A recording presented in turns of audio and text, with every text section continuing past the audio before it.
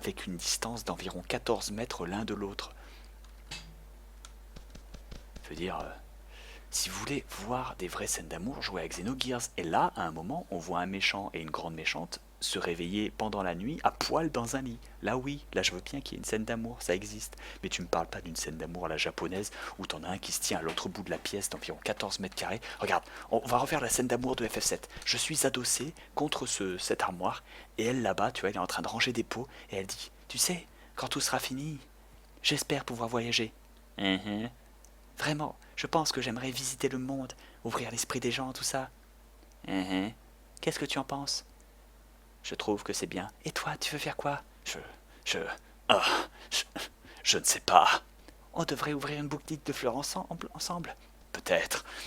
Vraiment, tu y penseras? Et là, tu as un choix entre j'y réfléchirai, pas question.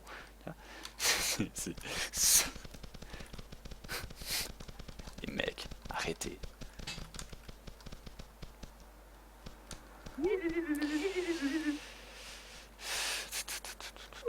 Sans déconner, jouer à Lost Odyssey. J'ai pas encore... Un coffre. Rien à l'intérieur deck. Sans déconner, jouer à Lost Odyssey. J'ai pas encore trouvé un seul RPG, je vais vous parler franchement, qui ait réussi à te mettre devant le choix et devant le fait posé et psychologique que ton personnage est immortel, ce que tu penserais être un bon truc, et être confronté à la mort de ta fille et avec le fait que tu dois prendre tes petits-enfants, c'est-à-dire ces enfants, qui ne sont pas immortels, que tu verras à terme grandir, vivre et mourir comme les 5000 familles que tu as eues avant eux, à chaque fois.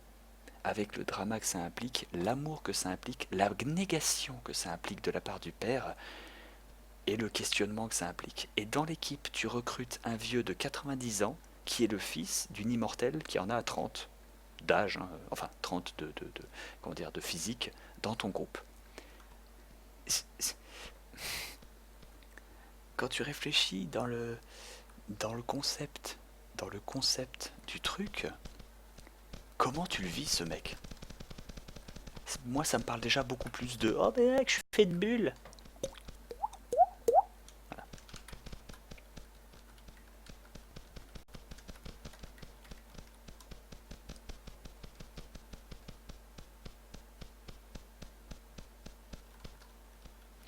C'est vrai que les mecs vous pouvez aussi prendre ce que Bob dit pas comme une vérité absolue et tester par vous-même. Tout à fait. Cependant, venez pas vous plaindre quand ce sera exactement ce que j'aurais prédit. Faut quand même rêver.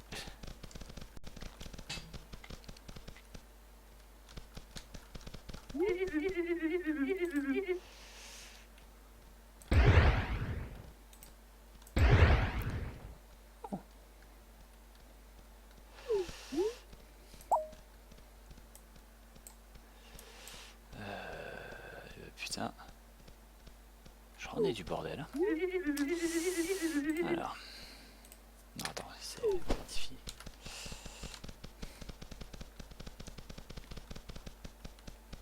Comme si ça joue parole divine sur le coup. Ah non, mais là les mecs, c'est le même principe que Highlander, sauf que le côté déprime de la chose est moins exploité. C'est faux.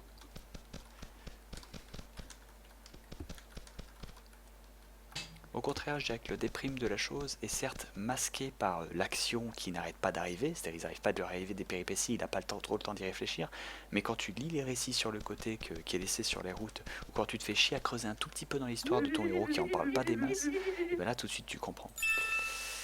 Alors, ouh, ça va faire plaisir à Fanta ça, regardez.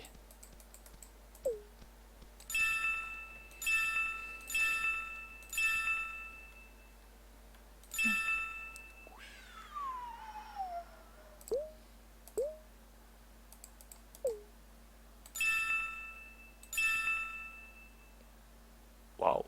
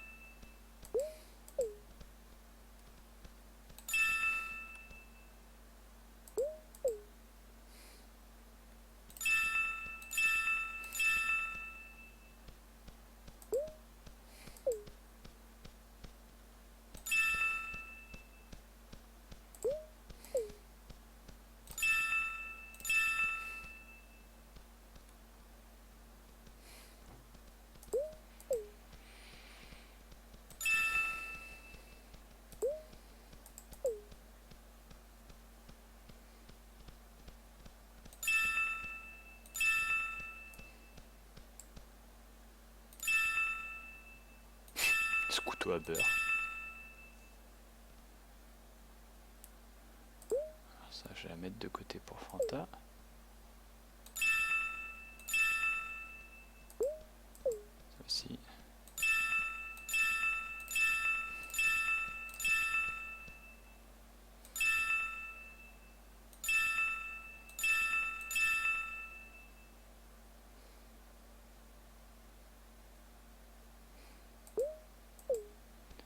Gardez de côté celle-là. Ça c'est mon bateau, je le garde.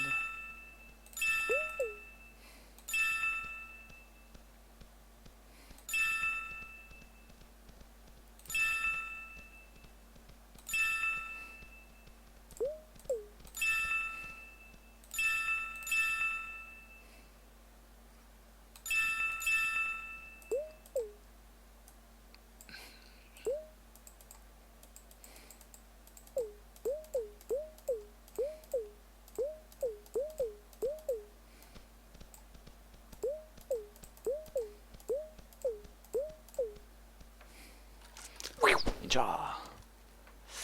Ok.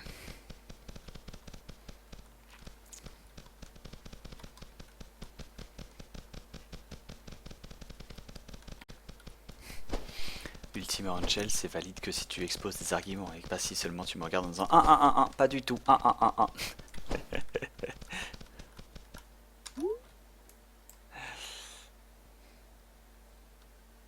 Et c'est sûr que quand je tape dans ta nostalgie, ça fait mal.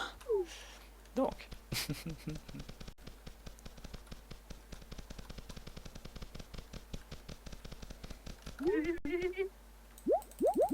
Oh, une lampe bleue, c'est bon ça. Moi j'ai une lampe jaune, mais...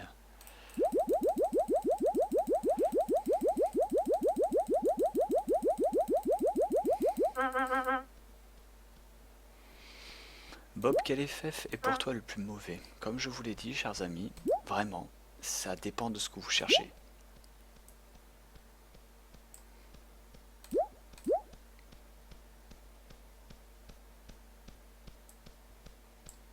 Et pour moi, il n'y a pas de mauvais FF.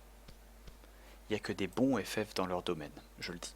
À part, bien évidemment, le 11 et le 14, vu que ce sont des MMORPG, mais je dis pas qu'ils sont mauvais, je dis que ça compte pas parce que c'est pas le pattern, si vous voyez ce que je veux dire, c'est pas le sujet. Et le pire FF, selon moi, le pire, hein, de loin, et pour des raisons que je pourrais vous lister, mais pendant des heures,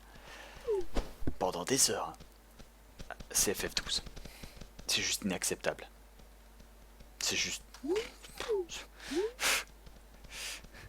FF12, c'est le Brink des FF. C'est ce que Brink est au FPS, au FF. FF12, voilà, c'est ce que Brink est au FPS, ce qu'il est au RPG. Voilà.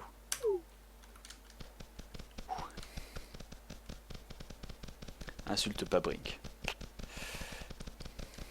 Le 10-2 est archi nul. Oh, oui, sauf que gros, le 10-2 est, comment dire, il est facultatif, si tu vois ce que je veux dire. C'est pas grave, tu peux très bien ne jamais avoir joué au 10-2 et les vivre très bien FF12, si t'es un fan de la série, t'as envie de progresser dans le truc.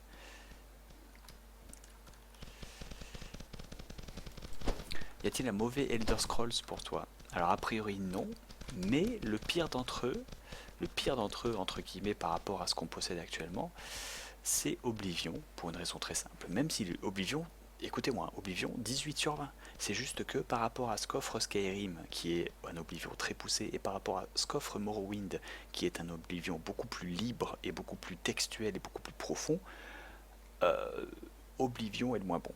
Mais, Oblivion est super, il est génial. Y a pas de...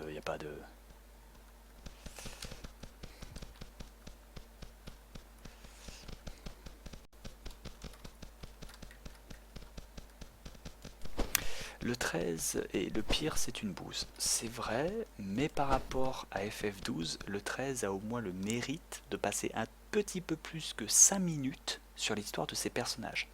Pour ceux qui ont joué à Final Fantasy XII, je rappelle que le protagoniste, Van, cherche son frère. Parce qu'il a été tué par un garde du palais, qui ressemble à un gars que t'as dans ton... Enfin, comment dire tu cherches l'assassin de ton frère. Ok, jusque-là, ok, pas de souci. Tu te dis, bon bah, le héros cherche l'assassin de son frère. Donc tu vas dire qu'à la fin du jeu, tu vas trouver l'assassin de ton frère, ça va être l'avant-dernier boss, tu vas te battre contre lui, ça va être épique. Et enfin, tu vas découvrir que c'est ton frère, ou... Tu sais, il y a un twist, un truc comme ça. Non, il se passe que 5 heures plus tard, tu tombes dans un donjon enfermé sur l'assassin de ton frère, et qu'il est enfermé, il est dans un donjon, il est sans armes en face de toi, tu peux le tuer. Et... Et... Le mec te regarde et fait non, attends, attends, ne me tue pas, ça n'était pas moi, libère-moi et je pourrais t'aider à trouver le vrai assassin. Non, pourquoi je devrais te croire, tu as tué mon frère. Et le gars en face, attaché contre le mur, il le regarde droit dans les yeux. Hein. C'était pas moi, c'était mon frère jumeau. Et quand j'ai vu ça, dans mon cerveau, il y a un gros panneau lumineux où c'était écrit scénario, scénario, j'ai pondu un scénario. Pendant les pauses café de mon baptême, je suis allé juste aux chiottes. Scénario, j'ai écrit, ton frère est mort, c'est mon frère jumeau. Vas-y, libère-moi, fais péter, on va poursuivre le scénario. Ton histoire est finie, on a découvert ce qui allait pas, et on trouvera mon frère à la fin du jeu. Et c'est mon frère jumeau qui écrit dans le scénario qu'a tué ton frère, c'est fini, on parle plus de toi. Et après ça, je vous mens pas. Après ça, Van, qui est le protagoniste, un des protagonistes principaux, le premier que tu as, donc c'est celui qui est sur la boîte, quoi. Après ces 5 heures de jeu, les 5 premières heures, tu n'en entends plus jamais parler. Le mec n'a plus aucun développement. À la fin du jeu, tu tombes sur le frère jumeau du gars que t'as sauvé au début, parce que c'était pas lui le vrai assassin, et tu le butes. Et il n'y a même pas une phrase où Van va pleurer sur le cadavre de ce type en disant « T'as tué mon frère, t'es qu'un salaud » et en pleurant, elle lui donne des coups de couteau à son cadavre. Où est-ce que je veux dire? Une scène un petit peu poignante, une scène où, un peu à la Azuras Vras, vous savez, où t'as la fille qui donne des coups de pierre sur le goma et que t'as Azura qui l'arrête en disant « Allez, arrête, viens, ça en vaut plus la peine. » Tu vois, même pas ça. T'as même pas ça. Non, il n'y a aucune mention qui est faite par Van. Il n'en parle même pas. Je viens de venger mon frère. Ah oui, bah c'est vrai. Ah oui, c'est vrai, je viens de venger mon frère, c'est pour ça que j'étais parti à l'aventure. Ah, ouais, mais tu sais, ça fait 25 heures que... Enfin non, pardon, ça fait 125 heures qu'on a fini cette histoire. J'avais même pas fait gaffe. J'avais oublié, hein, j'avais oublié. Ah, c'est... Et c'est une catastrophe. Et c'est ça pour tous les scénarios. Je dis bien tous les scénarios. Il y a un seul scénario qui coupe à la règle. C'est celui d'Ash, c'est-à-dire la fille, la princesse, entre guillemets, parce que elle, son scénario est fusionné avec tout le système politique du jeu, qui est bordélique, mais à un point. C'est le bordel, tu comprends rien, c'est n'importe quoi. T'as un royaume qui est contre un royaume, c'est l'Empire, quoi, le royaume, mais il y a du sable partout, c'est la guerre, quoi, peut-être, la différence, quoi, tu comprends rien. Et au final, à la fin, on t'explique, et tu piges rien, je vous jure, c'était une catastrophe. L'intro de FF12, c'est pire que l'explication condensée de tout ce qui se passe politiquement dans Games of Thrones. Et j'ai rien contre Game of Thrones. Sauf que Game of Thrones, l'avantage de Game of Thrones, c'est que c'est un jeu politique. C'est le principe, c'est Game of Thrones, tu vois, c'est le jeu des trônes, c'est le jeu politique, tu vois, c'est la bataille entre les royaumes, entre les clans, c'est là l'histoire. Mais là, on est dans un Final Fantasy. J'ai pas envie de savoir si la Hongrie va envahir la Suisse ou si la Suisse va se battre contre l'Italie. Non, j'ai envie de savoir si le héros il va venger son frère, s'il va trouver l'amour de sa vie, si la princesse va pouvoir récupérer son trône. Et les tresses, et les tresses, et les tresses, et les tresses. Ça, par contre,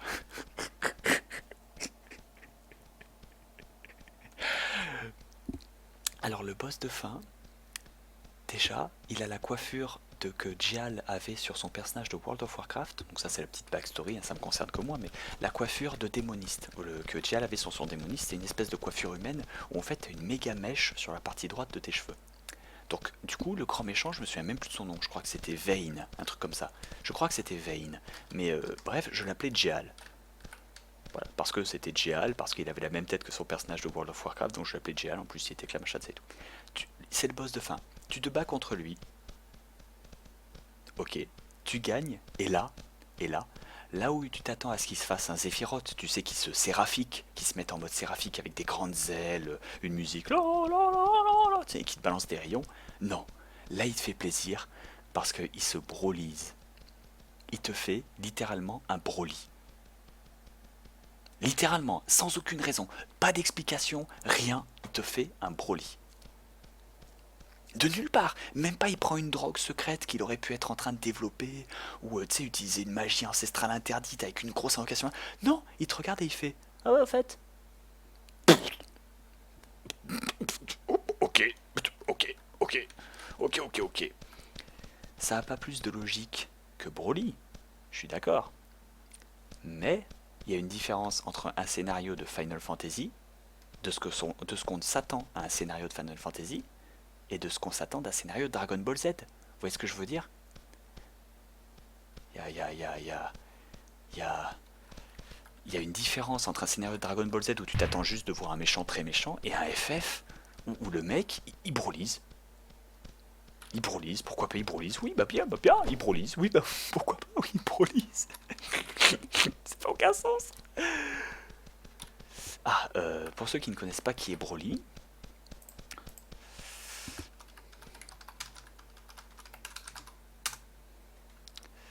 ok, ok. Ok, j'arrive. Bon, je vais pas vous faire une explication de ce qu'est Dragon Ball Z, je vous ferai pas l'affront de vous dire ce qu'est Dragon Ball Z. Cependant, dans Dragon Ball Z, dans l'histoire, c'est dans un des films, c'est comme ça. Voilà, je mets un lien rapide, histoire avec une petite image que j'essaie de faire ça pas trop dégueulasse. J'essaie de faire ça rapidement. Pour ceux qui ne connaissent pas, dans Dragon Ball Z, Broly, c'est ce personnage, et c'est un Saiyan, c'est-à-dire qu'il peut se transformer en Super Saiyan, c'est-à-dire il peut avoir les cheveux jaunes et être super balèze comme les héros. Sauf que dans son histoire à lui, ses cheveux deviennent bleus et pas jaunes, parce qu'il a un limiteur, parce que c'est compliqué, bref, ils deviennent jaunes, enfin ils deviennent bleus et pas jaunes, pourquoi pas. Mais alors qu'il est en difficulté dans le combat, voilà ce qu'il fait.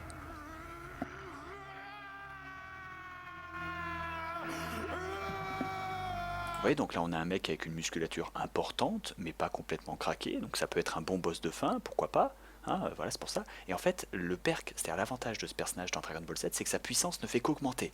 C'est comme un réacteur nucléaire qui part en couille en fait. Il fait qu'augmenter, qu'augmenter, qu'augmenter, qu'augmenter, qu'augmenter, qu'augmenter, qu'augmenter, qu'augmenter. Sa puissance ne fait que monter, monter, monter, monter. Il peut plus la contrôler et à la fin il explose.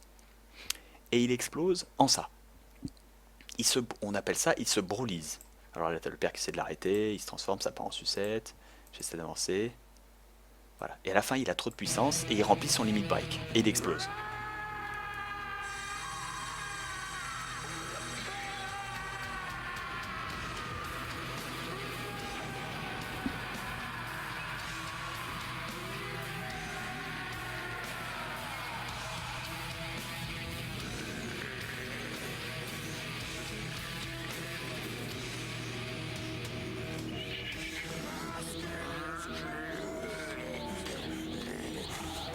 Et voilà. Et voilà. Et pour ceux qui n'ont pas compris ce qui s'est passé, il est passé de ça à de ça. Et il faut savoir que sa taille avant, c'était, vous voyez, sa taille, il fait bien 2 mètres, et là il en fait 3. C'est, c'est, c'est, c'est, c'est du grand n'importe quoi. Et c'est un personnage que les fans et moi-même apprécions énormément, parce qu'il est quand même super classe, mais complètement craqué. Si vous vous souvenez, j'avais fait des vidéos avec Philox sur ce jeu, sur le Dragon Ball Z, et je le prends à un moment, et mon personnage se transforme, et il fait 3 fois la taille de Philox, et je le déglingue parce que lorsqu'il me tape, ça ne me fait pas de dégâts. Enfin, ça ne m'arrête pas, vous voyez ce que je veux dire? Il me tape, mais ça me... Voilà, c'est ça. Donc, se broliser, c'est quand physiquement et musculairement, tu es capable d'augmenter ta masse d'environ 800%. Vous comprenez ce que c'est se broliser? Donc, en fait, dans Final Fantasy XII, le boss de fin fait ça. Et je crois que j'ai jamais autant ri face à un Broly de Géal, en fait. C'est tout. j'étais en train de jouer avec ma belle petite sœur de l'époque, hein, et elle avait 11 ans et demi, et même elle s'est arrêtée à 11, non pas 11 ans, elle avait pas 11 ans, elle avait 9 ans je crois. Ouais, c'était ça, 9 ans parce que on l'a fini le jour de son 10e anniversaire. Donc elle avait 9 ans, et euh, elle a vu ça, et elle a pleuré de rire. Elle était là, c'est ridicule, what the fuck. Voilà, elle s'attendait à une transformation. Pardon.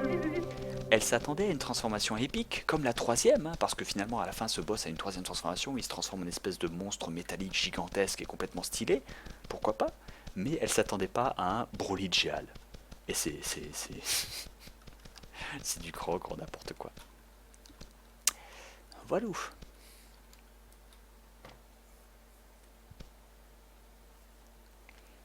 Oui, Bob, si on va par là, les autres boss de fin de FF ne donnent pas plus d'explications sur les transformations. Tiens, c'est marrant, essayons, à partir du 7. Dans le 7, Sephiroth possède l'ADN de l'alien qui s'appelle Genova. C'est un alien, hein, c'est pas une ancienne. Et donc, il mute à cause du pouvoir situé au cœur de la planète. Cette mutation le fait passer par plusieurs phases de transformation et le transforme en espèce d'être quasi divin surchargé par sa puissance. Donc ça se tient. Allez, suivant. FF8. FF8, on parle d'une sorcière temporelle qui a fusionné avec l'invocation la plus puissante qu'elle a créée de tes propres cauchemars pour devenir une entité cosmique galactique surpassant l'espace, le métal et le temps. Donc ces mutations, c'est valide. FF9, on parle de Kuja, ou de Kuya, on ne sait pas comment l'appeler, moi j'appelle Kuja parce que Kuya, bah, ça fait testique couille. Quelqu'un peut expliquer pourquoi l'aura de Broly est verte? Maître Blint, c'est à cause du limiteur d'énergie. C'est tout. Et tu calcules bleu plus jaune, ça fait du vert. Donc disais-je, FF9, à la fin, vous battez contre Kuja, et Kuja se transforme en Super Saiyan exactement comme ton héros peut le faire. Pourquoi? Parce qu'ils sont de la même race. Donc ton héros c'est Sangoku, le boss de fin c'est Vegeta, il se transforme en Super Saiyan lui aussi. Pourquoi pas? Après le vrai boss de fin de FF9, je vais pas le spoiler, mais il n'a pas de mutation. Et son existence est complètement justifiée si tu as lu entre les lignes du jeu. C'est pour ça que j'ai dit qu'FF9 était vachement plus adulte que ce que la plupart des gens pensent. Vous suivez jusque-là? Bien. FF10... Putain, je me souviens plus très bien du boss de FF10. Mais FF10, le boss de fin est corrompu par tout le péché, la mort et le mal du monde, et il se transforme en gros monstre. Donc ça me paraît cohérent. Après, il y a le cœur du truc. Non, je parle pas de Gaïa pour le vrai boss de fin, parce que c'est un boss caché. Un boss caché, ça ne compte pas, on parle d'un boss de fin. FF12, là dans FF12, je suis d'accord, il n'y a pas d'explication. Il y a une explication pour sa troisième transformation, où il devient un espèce de truc séraphique avec des espèces d'ailes de métal absorbées au vaisseau ou autre, c'est complètement stylé. Mais le Broly, Vayne, le Vayne qui se transforme en Broly, non, je vous jure, ça fait aucun sens. Vous pouvez essayer dans tous les sens, les enfants, ça fait aucun sens. Eh ben j'en ai fait du chemin. Je croirais pas, hein.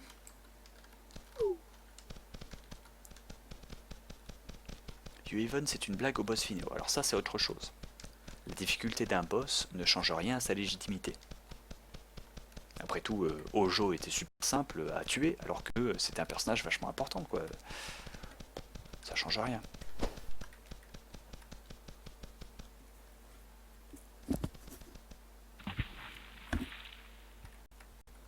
Ou un autre troll des cavernes. Ogre. Boulier.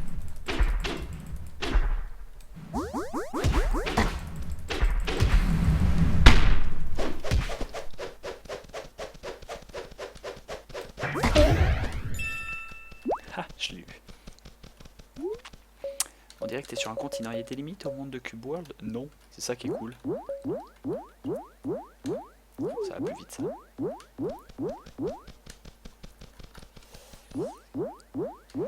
Tu t'es pas prononcé sur FF6, c'est le plus ancien. Ok.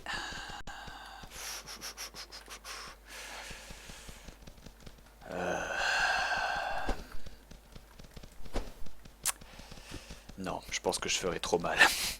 Je vais pas y toucher.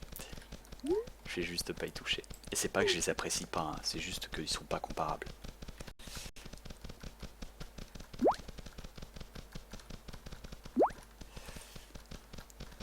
La série des Kingdom Hearts, oui, c'est vrai. C'est vrai. Pourtant, j'adore la série des Kingdom Hearts. Et pour moi, la légitimité des transformations dans Kingdom Hearts, c'est pas importante. Pourquoi? Parce qu'on part du principe que le monde des Final Fantasy et le monde des Disney sont mélangés et que tu changes de dimension à chaque fois. Donc ça part déjà du principe que le monde ne fonctionne pas selon les principes physiques normaux. Tu vois ce que je veux dire? C'est du grand n'importe quoi. Tu voyages dans un vaisseau Gumi Minecraft, ça fait aucun sens. Tu vois ce que je veux dire? C'est débile. Donc à ce moment-là, ça a le droit d'être débile, tu vois ce que je veux dire? C'est comme si Saints Row était pas sérieux. C'est normal, c'est Saints Row, tu vois ce que je veux dire? T'as le droit de pas être sérieux quand t'es Saints Row. Mais quand t'es GTA 4, t'as pas le droit de faire apparaître des aliens et des zombies de nulle part. Tu vois ce que je veux dire? Tout est une question de contexte. Pourquoi je joue avec un pet turtle? Parce que monter sur le dos d'une tortue, c'est swag. Exemple. Un exemple de swag. Swag. Full swag.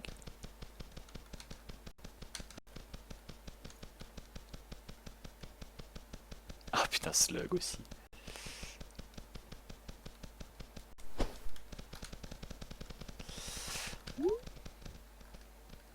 Putain, j'ai 6 points à mettre en delta plane. Je vais trop vite maintenant. Tu es toujours du même avis quant à la facilité de jouer archer? Je pense. Je pense. J'ai sans doute tort, mais je pense. Et Forta s'en sort très bien. Les Fire Emblem, Bob, les Fire Emblem sont très bons. Même si je hurle contre le Fire Emblem qui est sur GameCube et celui sur Wii, que tu peux pas faire des fins avec les gens que t'as mis ensemble. C'est honteux. C'est honteux et ça ne devrait pas exister. J'avais commencé les Fire Emblem avec Fire Emblem The Sacred Stone sur GBA. Alors beaucoup vont dire ouais putain t'as commencé loin, fallait plus tôt. J'ai fait les autres parce que par culture personnelle je les ai fait. Mais Fire Emblem The Sacred Stone m'a habitué au fait que la prêtresse et l'épéiste et je l'ai mis en mode d'amitié A et puis à la fin ils ont fait des bébés et puis j'étais content et j'ai fait ça avec tous mes protagonistes et à la fin tout le monde y était vivant et tout le monde y était content. Voilà. Dans Fire Emblem c'était quoi? C'était je sais plus, celui qui est sur GameCube, je me souviens plus du nom. Et je me suis fait chier à tous les faire aimer très fort. Et puis à la fin, on m'a donné une fin générique de merde. Et puis Ike, il est pas sorti avec Elincia. Et puis après, j'ai découvert qu'Elincia elle était amoureuse d'un chevalier. Alors j'ai essayé de la mettre avec le chevalier et j'ai réussi. Et puis Ike, du coup, il est sorti avec je sais plus avec qui j'ai fait sortir, toujours est-il que tout le monde était en couple, hein, j'avais essayé très très fort, et puis à la fin ils m'ont donné une fin générique de merde et j'ai été très très très déçu. Voilà. Et même je crois que j'ai ragé à ce sujet sur Twitter, en chiant très fort sur Fire Emblem et en disant que c'était de la merde parce que je rageais, parce que j'avais passé tellement de temps à faire en sorte qu'ils soient en couple, en calculant le nombre de missions qui restaient, enfin dur quoi. Et qu'à la fin, ils n'avaient pas de bébé. Je suis déçu. C'est de la merde. Et quiconque dit l'inverse, c'est qu'ils aiment pas les bébés. Voilà. Bob, que penses-tu du teaser de gameplay de GTA V? Je pense